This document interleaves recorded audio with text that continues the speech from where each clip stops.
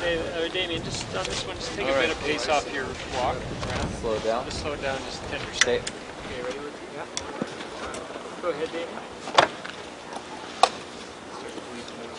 All right, well, we're still hanging out on set of Rufus here in Dundurn, Saskatchewan, and we're speaking now with David James Elliott, who you might recognize from CSI and from JAG, of course, and Dave Schultz joins us as well, local director. Thanks so much for joining us, guys.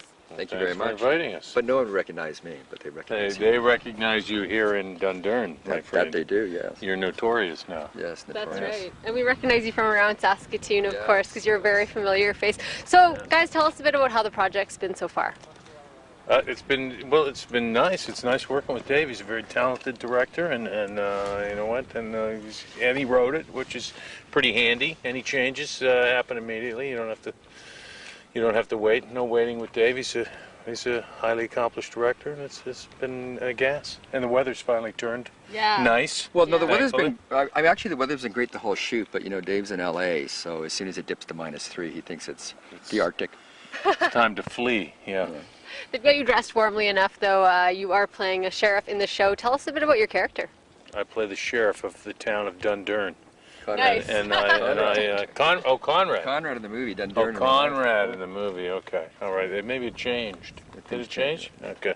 And I bring a vampire into my house. Or is he a vampire? Or is he? He's the only vampire that exists. People think he's a vampire because he has traits that make him a vampire. Sure. But he's really, he's just an anomaly. So there's not the. I invite an anomaly into my house. Just a lonely kid. Yeah. Happens to eat people. Oh my goodness, he has supernatural powers. Dave, when did you write this script? I started this, well, I had the idea like about 10 years ago, but I didn't think about it too hard. And when I finished 45 RPM, I thought, well, it's time to write another movie because, you know, the mortgage has to be paid.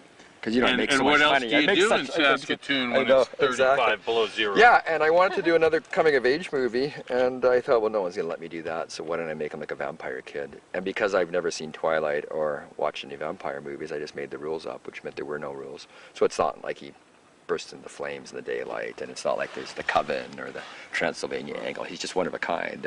He actually says in the script to Tracy, he says there's no such thing as vampires. There's stories in books. You should know better.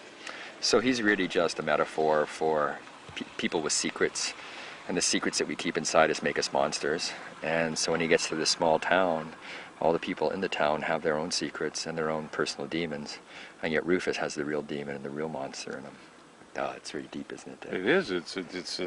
Well, that's what attracted me to it. Yeah, it is. It was not just strictly an exploitation adventure. No, it's not at all. I mean, you could take the vampire elements out and still make the movie play.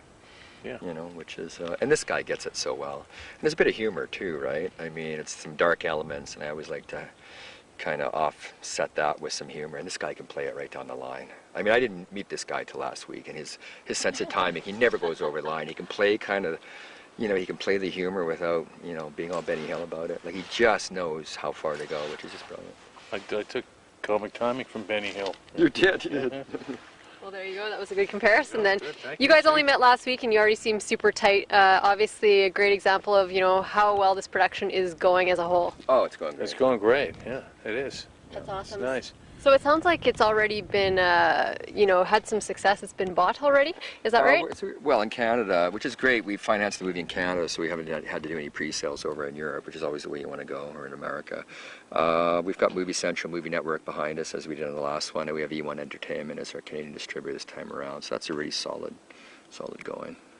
That's awesome. Well, we're also happy to see that you got some funding from the Shaw Rocket Fund. Yes, we did, and you know, we got quite a lot of funding from Shaw Rocket Fund, and considering there's sex and violence in this movie, but not over the top. It's not over the top. Have you seen any of it? It's a little offensive to me. I've been meaning to talk to you about it.